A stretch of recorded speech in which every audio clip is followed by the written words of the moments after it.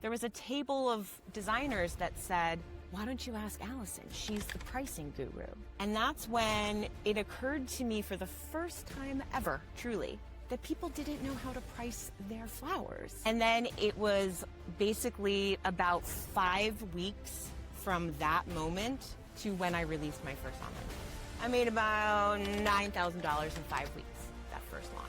The lifetime on the courses is a little over 650 grand since I started. My ads manager is like, there's an endless well of people opting in. Once they do buy, they are most likely to buy every single thing that I produce. Hello and welcome to the Art of Selling online courses. We're here to share winning strategies and secret hacks from top performers in the online course industry.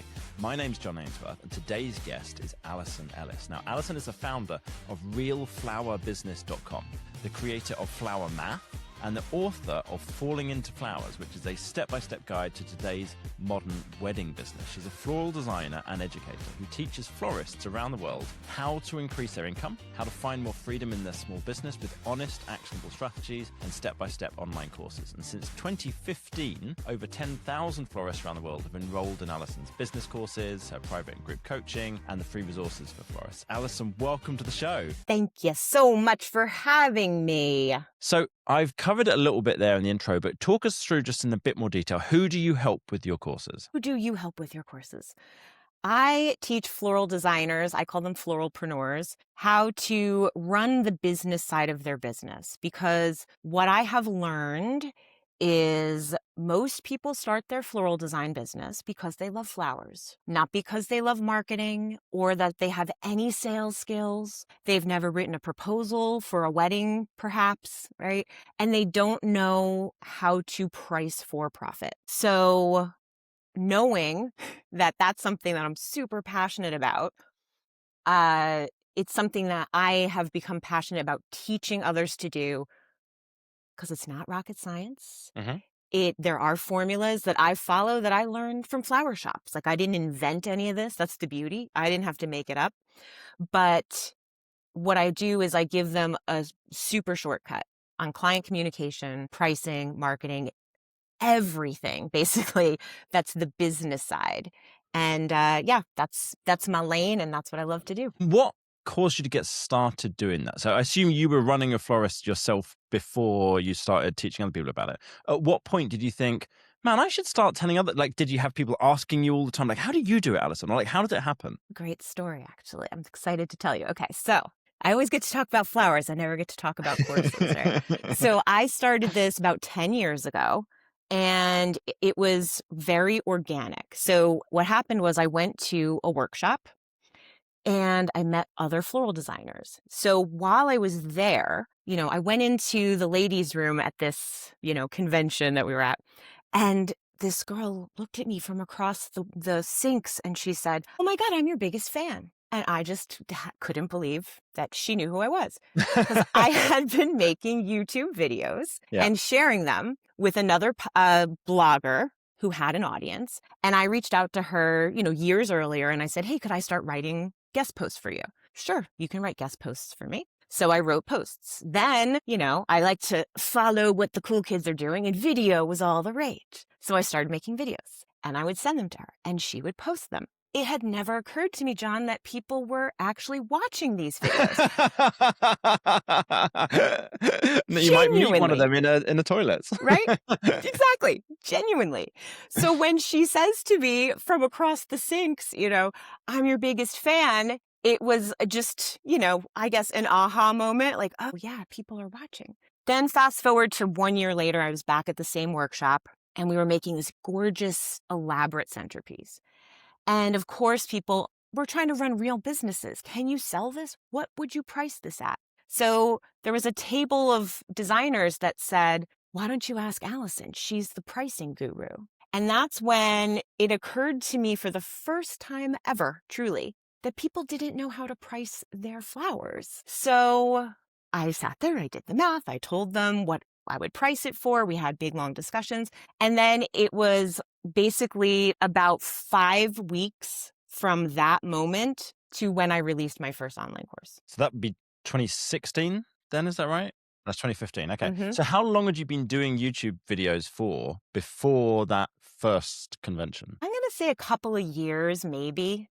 Okay. Hmm. You were teaching people in the videos about pricing, but you never thought that anybody else didn't know how to price? Like, I'm trying to make sense of the kind of the process. I know. It's what I was doing was just sort of talking. The only way I could describe it is I was just talking to talk. I had opinions and ideas, I needed to express them. And Yeah, yeah, so this person who I had never met, I've still never met her in person, but like I ended up having my own section on her blog. Like I'm a yeah. blog category.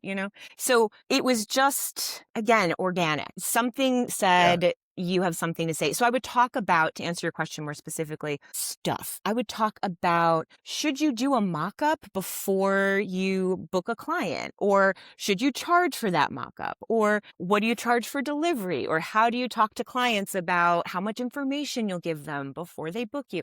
Common, just mostly customer problems, right? Back Hmm. and forth. And then, yeah, it just sort of organically turned to, I was confident about pricing. I like to talk about money. I do. I like to talk about money. So I would talk about, what do you charge? What's the profit margin?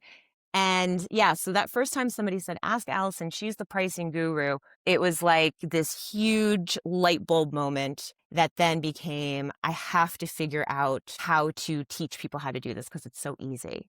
Mm. And then it was like these things just started falling from the sky, literally. So all of a sudden, I have this idea, I got to do this. I'll have to make an online course. I don't know anything about that. Again, this is 10 years ago. There's no Kajabi, I don't think. I don't think. I'm Maybe there looking up was. when Kajabi launched. Now Remember we have to go make sure I'm not lying. that. But at least I hadn't heard of it. So, but yeah, I ended up going to myself, all right, you're going to have to make an online course. You don't know how to do this. And then, like magic, that day on Facebook comes an ad, learn how to make an online course. In 1 hour, there's a webinar. Oh, okay. Yeah. I was there at the webinar, bought the thing. It was $100 for this plugin that went on my WordPress site. And I was able to sell courses. And I made a course. I just did videos, in my old office. I'm now in the office that the course is built. I was able to build myself an office. But, at the time I'm in my little office with like lamps, just filming the course content and getting it all together. And I released it in October of 2015. Of course, the goal was you could sell five figures in a month, right? That's your goal, $10,000 a month. I made about $9,000 in 5 weeks that first launch, Oh, which wow. That's was great. Yeah. no kidding, right? So, and all I thought was, okay, this is it. This is what I have. It's this one course, Mhm. and that's it. Flower math. That's it. Just flower math, the florist guide to pricing and profitability. And by the end of probably 5 weeks, I was already like, I can't just talk about this every single day, right? What am I going to do? So, and of course, the actual advice, especially back then, has to be only available for a limited window. Mhm. It's for sale. They can get it for this week, these 2 weeks, whatever it is, and then it's closed until next year. So that's what I was going to do. I was going to close the doors on flower math. And a friend of mine who didn't sell online courses at the time, but now she does, she said, how are you going to close this? You just started it. I said, boy, you have a point. Oh, yeah.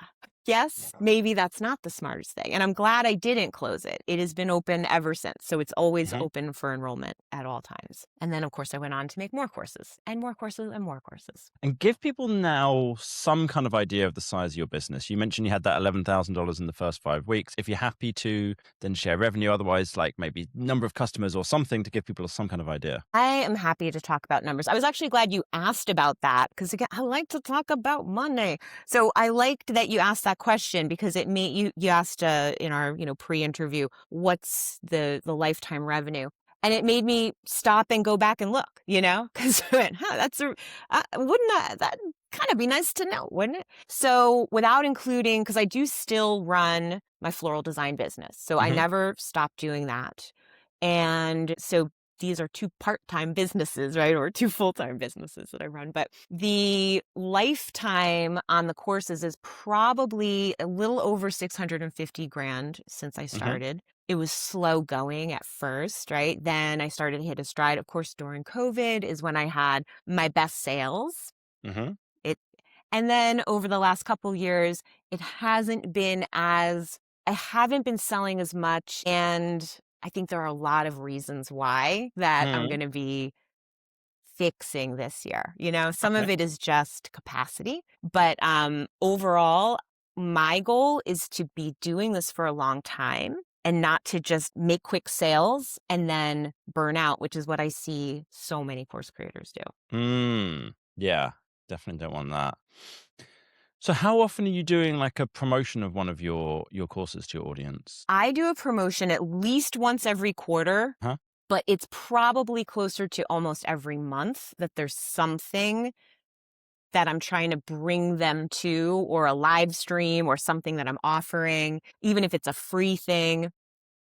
I'm trying to keep it moving in terms of I'm not relying on a sales funnel to automatically deliver things. I'm trying to keep things in real time, like what's going on this month? What am I selling this month? What are we enrolling this month? That kind of thing. Yeah, that's the kind of frequency we found. Have a promotion of one course or program, even if it's a low ticket thing. Like ideal is something a bit more expensive, like at least a few $100s.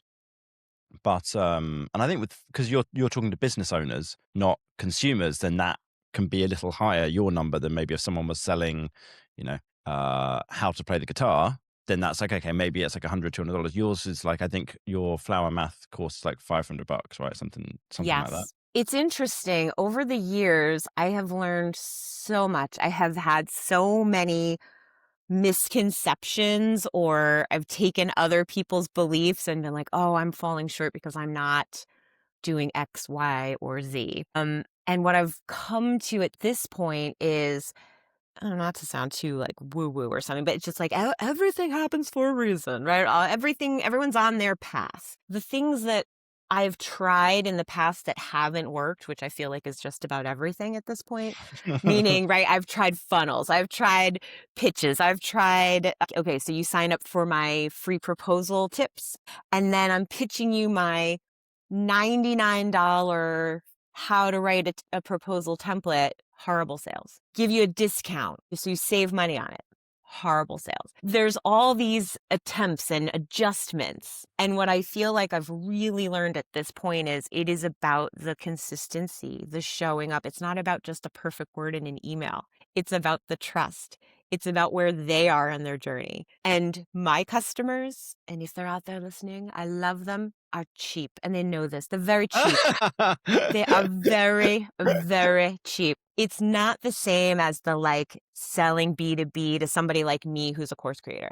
Like I have absolutely like gotten on a call where I'm like, I know I'm not buying this thing, but I'll just take their tips. And I'm literally signing up for a $10,000 program at the end.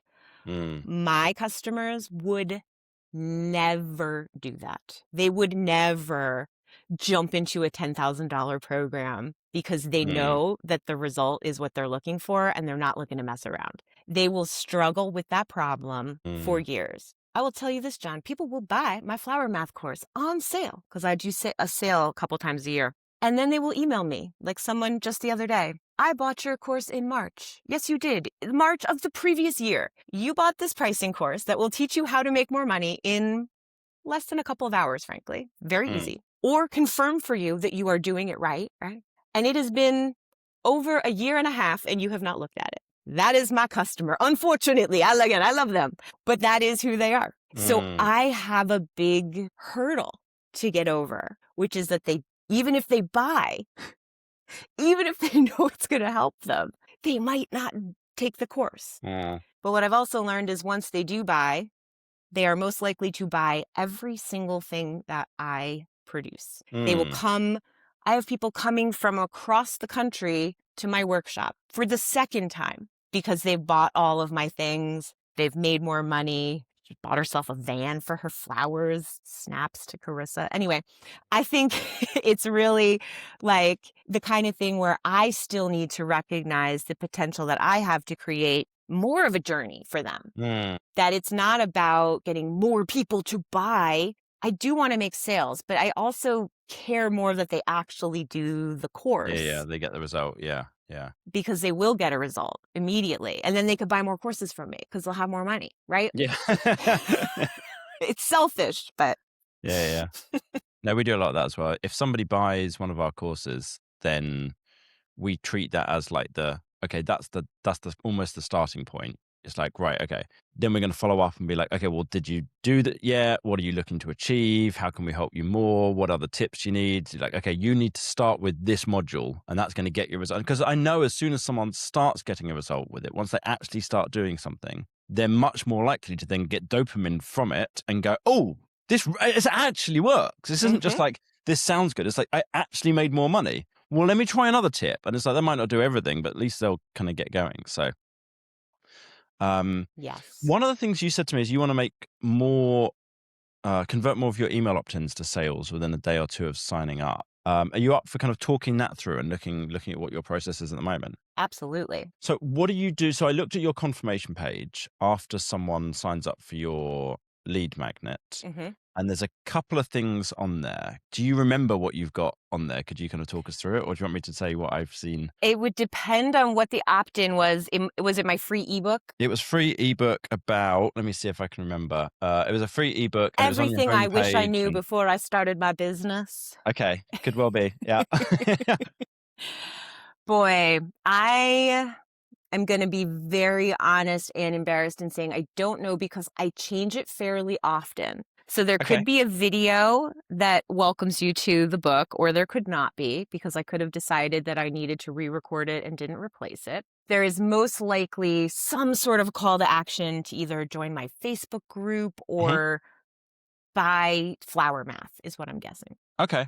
Tell It me was where like I'm a wrong. video that was like almost an indoctrination kind of video, just explaining the concept, like why you'd done this, what your background was, what you're trying to achieve. You did talk about the Facebook group.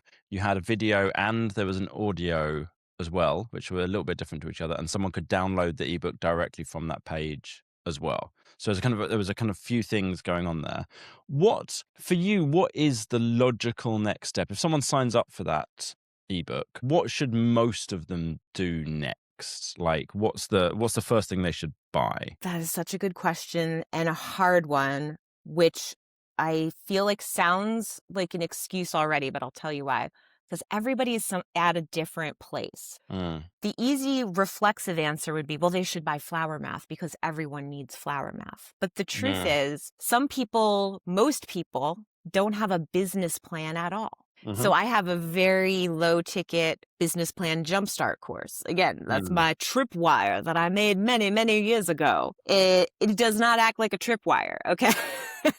It just doesn't. It's very, very interesting. I'm going to call them problems, but the problems that I have had with implementing the traditional funnel stuff. Because the way my customer is, they don't want to interact with that stuff. Like I respond to a funnel because I am solving a different problem than what my customer thinks they're solving.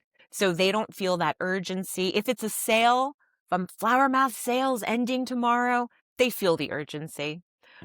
But the high pressure, you're leaving money on the table right now, doesn't relate to them. In fact, I've actually had somebody say to me, what does leaving money on the table mean? Oh, John, let me tell you. So that's when I go, okay, who are these people? They're really different. They're really different than me, who is so passionate about business, who wants to solve the problem, who sees that if I buy this coaching that I swore I wasn't going to get for $10,000, I know I'm going to make that back in my first launch or within 3 months or whatever. I know I can rinse and repeat what I learn here.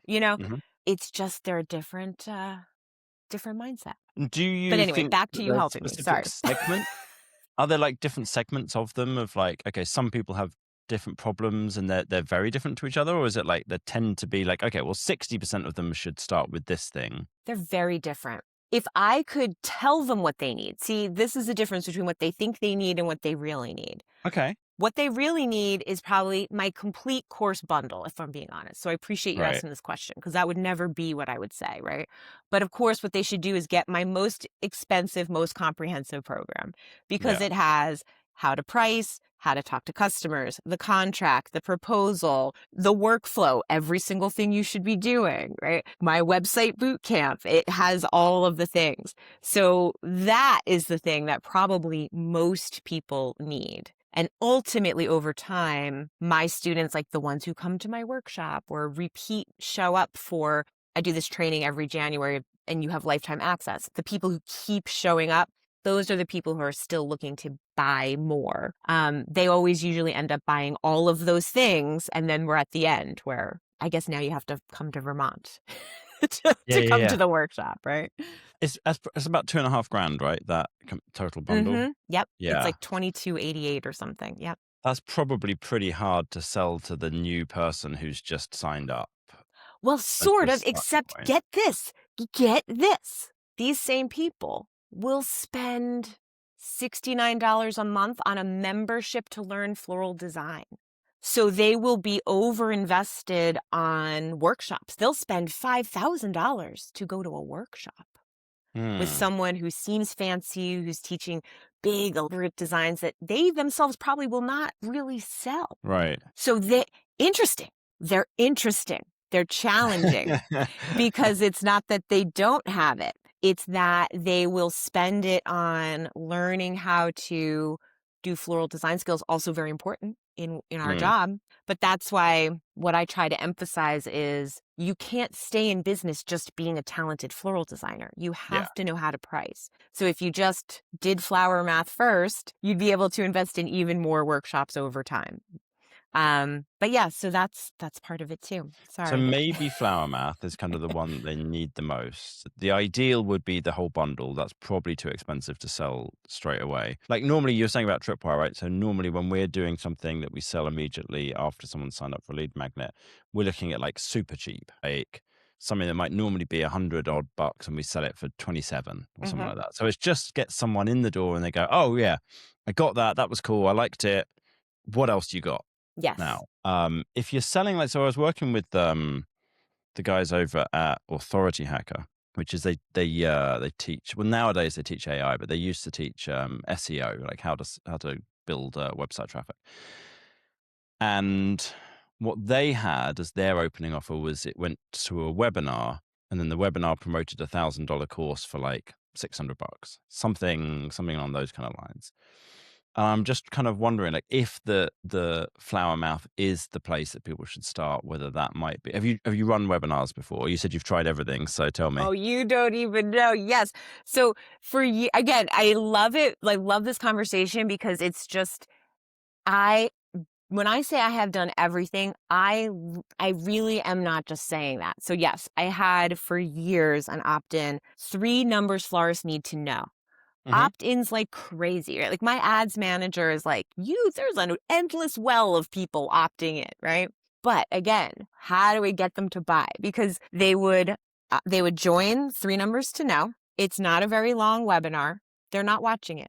They're signed up Mm. for it. Then I turned it into a webinar that I teach live. Hmm. So I do that at least twice a year. I love teaching it. It's so fun to do. It usually, obviously, is like a launch, so I'll have sales. But it is so interesting how many people sign up now and do not attend, right? This is not a new story that you're hearing. So the effectiveness of it, the idea that I need to have 1,500 people on this email list to attend this webinar, and there are less than 50 that show up, you go, are they that interested? No. Mm. Then they're not watching the replay. Again, they want the information. When you go, okay, what's your ideal customer's dream solution, right? No boundaries, doesn't have to be attainable, doesn't have to be realistic. Great. What is that? They would like, through osmosis, the things in my brain to go into their brain. And that is the truth. That is what they would like. They would like to not watch a less than 1 hour webinar to make sure you're making profit. It's a challenge. It is a Mm. challenge. So I think that is why continuing to show up and not feeling the urgency that Mm. they have to buy it today, even though I would like to. I would love for them to buy it. I would love for them to watch the webinar and then buy. Even with the ebook, I was going to give the pedestrian answer of, well, what would you like them to do? I would like them to read the ebook, and I bet most of them don't. But Mm. if they did, they would buy from me because they would like me. Mm. The ones who read it are always like, oh, I loved the book. It was so validating. Blah, blah, blah. So, and yeah, I've done everything from inside every course. There's a place to upgrade. People don't do it. It's so rare. Like when someone upgrades, I go, how have they done this? My goodness, look at this upgrade. Because most people don't. Now, I should and could push it more. And Mm-hmm. that is what is going to be my big change this year. So if I'm being honest about when I was the most profitable, making the Mm-hmm. most sales, it was when I was doing lots and lots of free calls, free calls, free calls, free calls, Mm. almost always converted into some sort of a sale. Okay. So while I really felt like I didn't have time to do that anymore, I could start doing that again and Mm-hmm. see if but people also like to hide. So they don't necessarily want to have a call. They don't necessarily know what the question is. So I feel like I need to have multiple ways that people can engage. My next thing I want to do this year is creating a more intentional little just series, like the secret podcast idea, but just some sort of series of shorter form things because the Mm-hmm. attention span, and create that for each of my opt-ins that's a little bit more customized even than what I already have Mm. because I already have things, but just keep refreshing and then just keep going back to the people who already bought because they are the most likely to buy something else. And my worst mindset that I've had this entire time is, well, but they already bought flower math. I can't ask them to also come to my workshop or whatever. Meanwhile, they're the most interested Mm. because they've already experienced my value. They've already understand that I'm trustworthy. They want more. They're aligned with me, like we Mm-hmm. could just go off into the sunset together. But I'm like, oh, I don't want to bother them. So that's what I'm changing. Yeah, we've found that people who've bought, this is across a few different course creators, so it'll vary from audience to audience, but people who've bought are about 20 times more likely to buy something than somebody who hasn't bought from you yet. And that'll be a mixture of things, right? It will be those are people who actually do tend to buy courses and so are more likely to buy from the start. But another part is they bought something from you, they loved it. So like, okay, right, I'm sold. I've got more trust in you. I'm more likely to think that whatever you're selling is going to be good. Absolutely. Okay, so you got something there. So you had the free calls. Not everyone wanted it, but the people who did, it tended to then convert. It's time consuming. You've got to figure out if it's worth it, but there's might be something there. One thing you'd mentioned as well is that you wanted to get more people talking back with you, to like replying to emails. Is this something that when they do reply, that tends to then lead to a back and forth that leads to a sale? Or like, why do you want to get that? That's a good question. Why do I want it? I think similar to the calls, I think that, all right, this is where I'm going to get into the deep psychology of myself here, but I feel like I've been hiding a little bit the last 2 years. Mm. I was working so much and I kind of needed to just take my foot off the brake and see what would happen. Still running ads and doing things, but I wasn't pushing or showing up constantly trying to like grow my YouTube channel and things that like would have been a priority maybe before. So I think that I just stopped talking to people, getting that connection. Mm-hmm. So when I would have these calls, my house was under construction at the time. So you have to picture me on the workers' lunch break in the bedroom that my husband and my son and I were all sharing at the time, just like having these little calls about their businesses. But then selling, right? Just selling every time I had a call. But even on the times where I didn't sell, I got so much value. You get that little phrase that they use where you go, oh, I'm going to write that down and put that in my sales copy because this is what they're thinking. I went from, even when it's like, oh, get the online business training you need for your floral business. I have a little Post-it note here. well, I have like 20 post-it notes here, but one of them is a dear friend of mine who has a successful business. And what she said was the business portion of my floral design school training was minimal. Boom, right? Write it down because that is what she is thinking. That's how she assesses herself. And Hmm. so then I put that in my sales copy. And then the people who identify with that, which is everybody, by the way, that is true for Mm. everybody, they can go, oh, that's true. She's saying something true. But I didn't go to floral design school personally. I learned on the job. I learned in training. Mm. So I didn't know that. I learned business stuff because I didn't go to floral design school. Right. Okay. So the calls and emails with people are useful because two things. One, people buy after they talk with you. And two, because you learn stuff from them and you know what to say in the copy, maybe what other product to create. You're getting kind of information from people and you kind of got the Exactly. time again now to do that. Exactly. One of the problems is people aren't replying. You maybe got emails that are automatic that are going out and then people aren't replying back to them again. Hmm. There might be something possible to do with AI there. So here's a technique that I've been trying out and has been working really well. Is whatever you put on the confirmation page is after the lead magnet will get attention from people. Now, if you sell a cheap product, you know, the $27 product, then about 3 to 10% of people will buy at that stage normally. Is that true for your audience? You keep telling me your audience is different. I don't know. I couldn't say for sure, right? But that's common. Now, if you put instead of that, if you put a quiz, a survey on that confirmation page, about 70% of people will fill that in and will Mm. tell you information about themselves.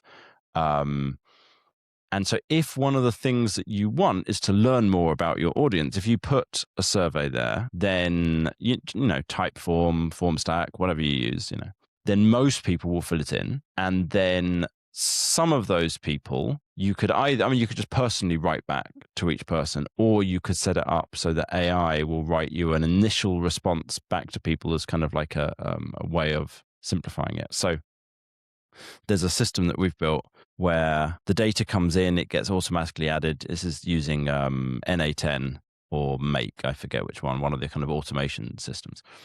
That information is automatically added into a Google spreadsheet, then by Typeform, and then NA10 will go off and grab the data and it will then send it off to Perplexity to go research that person. So it'll go, right, I'm going to go look up Wow. their website. I'm going to look at their floral business and learn about them and learn about them from all over the internet. And it goes and does all kinds of research, brings it back, and then drafts an email to that person that is very personalized. That's then going to ask them more info, you know, start the conversation with them. And obviously then you can edit that. You can set it so it just is ready. It's like a draft, or you can have it send automatically, you know, if you've convinced it's working well. So something like that might be Interesting. the right. I'm not saying for definite, but it's like that's Love the that's survey idea though, because I would yeah. like to survey them more anyway. Like that was kind of my next thing is like I need to survey my Facebook group, have a link where I get the most interaction when it's like, click here for, you know, a quick tip that's on my blog or something. So if I can have them do a quick click through and share some feedback, the AI, it's going to make my head spin, but I love what you're saying. 'Cause if I don't have to do all this work, that makes it easier. But yeah, getting them to tell me a little bit more about them right up front, without it being via email might be exactly the little shift, right? For me. It's a And what you good could idea. do after the survey is, depending on what answers they've given, you could say, oh, they sound actually like they could be a good fit for one of my more expensive programs. They've already got a floral business. They're not like in florist design school at the moment. You know, Mhm. they've actually got the business.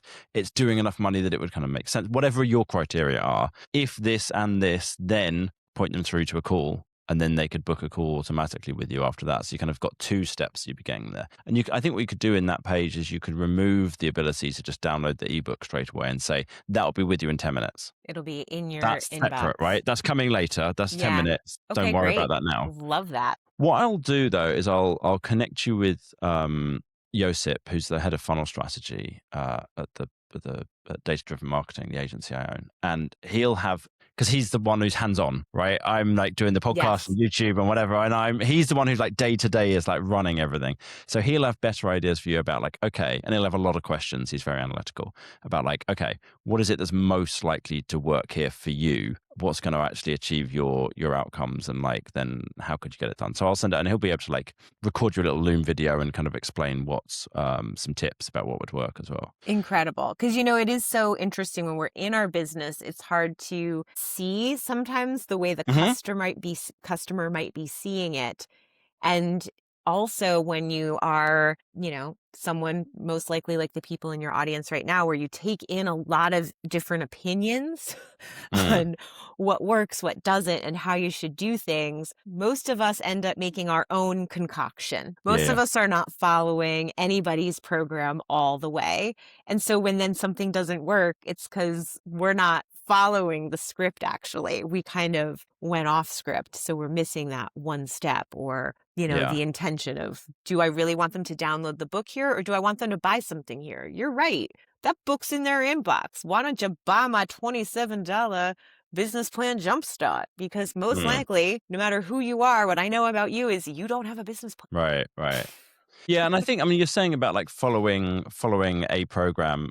Exactly. I think that one of the things that we see, and one of the advantages that we've got, is because we're working with hundreds of different course creators, we're seeing all of the different things that are working. You know, okay, well, in this situation, you should be having a webinar, and then you should be having them point to book a call afterwards. But in this situation, you just have a webinar where you're selling direct. And in this one, you should have a low ticket course. And when you're doing each of those things, the steps are this, and this. And so we know all of those bits and can say, like, we've had somebody recently who he has a YouTube channel where he points people, instead of to a free download to start with, he's pointing them directly to a low ticket membership, which works great in his industry, but for most people, I wouldn't recommend that. And so Right. that kind of nuance is kind of difficult. And that's one of the things where Josip's going to be great, because he sees all of these and he has all of the information in his head, and you can be like, okay, I've got it. For you, what you should probably try first is this, and that's most likely to work because of that, and what have you. Very cool. Yeah, because everybody is so different. Our customers and the way they want to be dealt with has a really big impact on the way we need to show up for them and Yeah. what they're going to actually take action on. One of the things I'm really curious about, you've got the $1,500 main course and then your $2,200 course bundle. Well, does that sell via the website? Is it mostly only sell when you're doing a promotion? Does it sell only via sales? Like, what's the kind of, how do your customers tend to buy that? So I've got a couple. The truth is, the biggest package, where it's like the complete course collection, is the thing that sells the least. Mm-hmm. And again, when I'm being honest and analytical, it's because I don't put it front and center all the time. Mm. What you can do is upgrade within everything, though. So if you were to buy Flower Math, right, you can upgrade to get the templates, things like that. But when it comes to like my $1,500 course that's on there, The Art of Good Business, that's a course that I teach every January live. So I tend to do a live launch in November, where I teach a little short marketing workshop. And then my goal is to take some of those people and then enroll them into my January program. And then once you're in that program with me, we work together for 4 weeks, and then you're in it for life. So it's just a different kind of relationship I have with those clients. Yeah. They're the most bought into what I do. Most of them have already bought something else or everything else. So they don't just start with that, although some people do. Yeah. Okay. So that's mostly people who are upgrading from bought something, I loved it. Right. Okay. Now let me upgrade to the and do you have anything else for those guys to buy? They can come to Vermont, right? Which I happen to know is in the northeast corner of the United States, just south of Maine. Sorry, Alison. Alison was telling me where Vermont was. I had remembered it completely wrong. Slightly. I was like, is it near South Virginia? She's like, or West Virginia, whatever it is. She's like, no, it's just not, John. You're wrong. Closer to Canada. Yeah. Yeah. So do you have like ongoing coaching program or membership or something that those guys can pay you? Because you said earlier you don't ask your best customers for more money. I'm wondering, do you have something like that you offer? I'm going to give myself credit. I've gotten better over the last couple of years about really recognizing that my current customers are my best customers. So Hmm. I have been changing that mindset over the last couple of years where I really have been not as shy about selling to those people. So that I'm working on.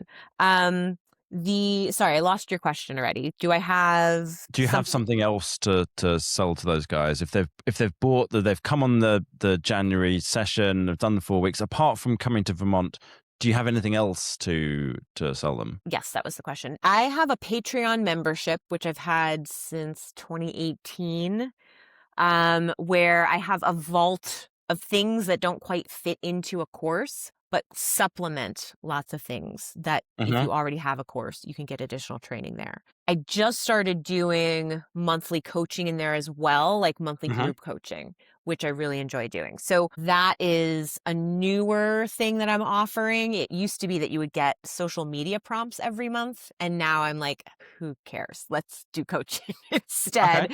There's years of social media prompts that they can access, you Right, know. right. Okay. And what are you charging for that in that coaching? It's $29 a month for that access to like all of the trainings and then Hmm. also the coaching. Like I'm going for Oh, wow, that's cheap. Okay. yes. Okay. So again, this is why what I'm saying, like I am trying so hard to be really realistic about who I'm selling to and also delivering tremendous value to them. And even this is a hard thing to sell. Like you could literally ask me anything. If you asked me one question every 3 months, it Yeah. would be worth the cost of admission. But if they're already enrolled in this $69 a month other learning how to design membership.